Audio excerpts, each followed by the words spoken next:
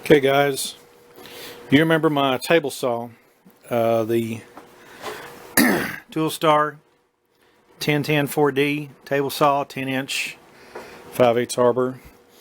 I made some, I guess, wings for it and a back feed table that I have sitting over there. I've done a lot of things to make this more useful, and I'm coming up with an idea that I'm working on right here on one of the leaves right here. I got this Harbor Freight trim router. It's a Drill Master trim router, 1/4 inch, and I like the size of it. I like how small and everything it is. And I thought it would be cool, especially if I could mount it in one of these holes. See, they got two holes right here. I thought if I could put it there, and use the adjuster to go up and down. It has an adjuster that goes with this little groove system, and you can make the router go up and down. And I thought I could stick it in there, and after I get through cutting something, I could run it across there. And this is a 3/8 round over, and it's round over the edges of stuff, after you get through doing it and cleaning it up. And the problems that I run into is that this, when it's set up, I need to have that pointing forward out so I can get to it. It would be like this actually, but you already see the problem that there is no meat to attach this. I mean, the screws are going to be out in the open, if I assume that right. Yeah, there's nothing to hold that on to. And the what part? It would be this, and this was going to hit on the side of the plastic there too, down there on the side. I thought just by cutting a little hole I could do that, but I mean, I have no way to mount it right here. This, I would like a solid mount. This is thinner than this, but I can't figure out a way to do that. And so that kind of blows that out. On this side, you see the same problem. Excuse me. Air, air, air, air. And then, if you look right here, there's all sorts of plastic in the way. So I really don't have a good way to mount this at all. I mean, as far as like that. So I thought I came over here to this leaf, took this bottom piece out. Now that is 1 inch across. This is a 1 1/4 inch hole, so that'll give me an 1/8 inch on each side. I tapped that and then took my marker and went around it. I'm going to try to find some screws. All this is going to be underneath this, and what I'm looking at is I'll mount it. I may have to change that. If it'll go like that or like that, yeah, that would be the best way. Yeah, so I can get to that. Well, it's going to be underneath like that. Okay, I got to think reverse when I'm up on top like this. And what I'm looking at doing is using not screws, but nuts and bolts, and countersinking the top. I want this as flush as possible. That way I can cut something and then I can come over here and I can round it after I, run it up. But that means I'm going to have to leave this attached to this. Now I tested when I took that support out and brung this down in for transportation, and that cleared, and so it's no problem. But there's lots of bases for sale out there on eBay and AliExpress and Amazon. All I got to do is measure this. And I'm betting I can find one for around $8-9, so I can get me an extra base. So I may not have to use this one. I can keep this one in the box, and then just slip the other one off, you know, when I need to put it on this. Because if I leave this on this, then I can't bring this thing all the way down and lock it in place. This will hit the side.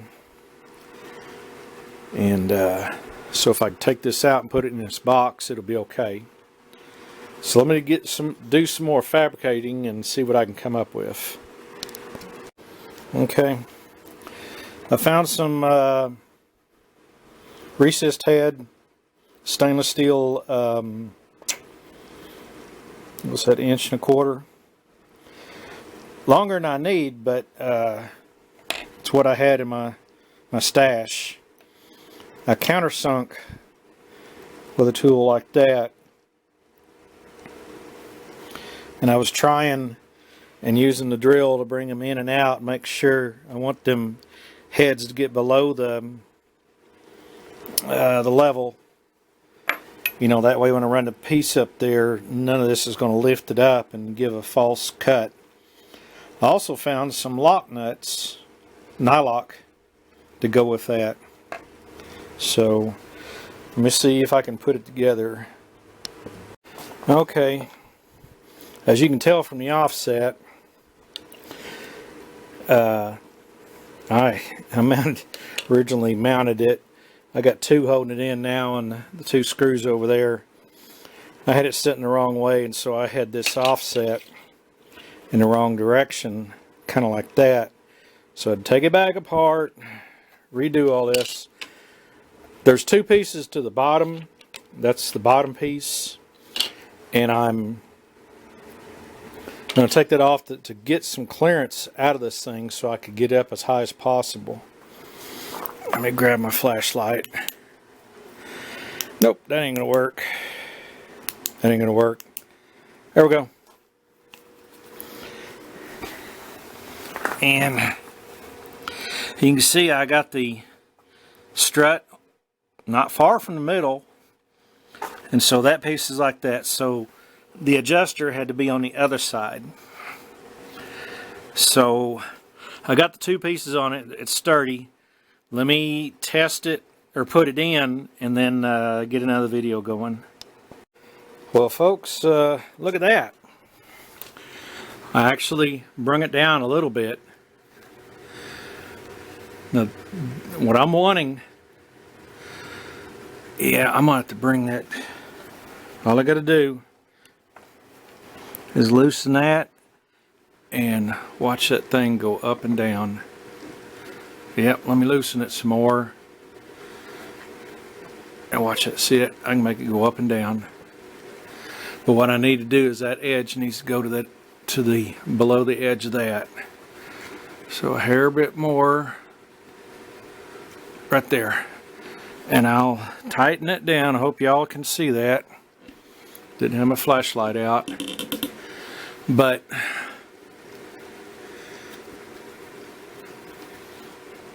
remember, this is a portable table, and I'm doing this to make it more useful and to show you guys, show you folks out there, I got them recessed real good, that this can be, you can make these tables really, really useful and add a lot to them. I put a straight edge on this table, and I could not believe how straight and flat it is. So what I'm going to do is, now that I got that to where I know it'll work, is I'm going to order another base and keep the original on it, and all I got to do is just slip it out and slip it into this one. So it's not completely, I wasn't going to keep it with this because it's going to get in the way when I fold the leaves down and into the, and latch them down. Oh, this fancy ass camera crapped out again. I don't know why it does this stuff. But anyhow, I was showing you. The roundover's got that nice bearing right there. And I didn't want much of a roundover. That's a 3/8. So I hope it's 3/8. Let me look at the kit. I got that from. It's a roundover, and it's a 3/8. Says it right there. Okay. This is the trim router. Now, up to April the 4th, they have an in-house coupon. You can get this for $19. You know, they'll bring the coupon back sometime. They want people buying stuff. People are out now starting to buy stuff, and I notice that they are really starting to stock stuff in. Comes with a lot of accessories. I need to get a bag to put all that stuff and some of these bits and stuff with it, so I can keep it in that little box that I have down there. I was looking at they have these nice stackable boxes that are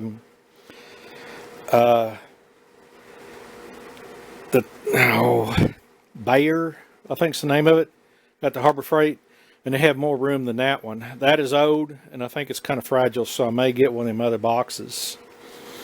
But I mean, for now, my idea seems to work. And as you can see, there's the tightening job, or tightening nut, and there's the adjuster over there. And so this is staying out of the way. One problem you guys are already going to see right off the bat is that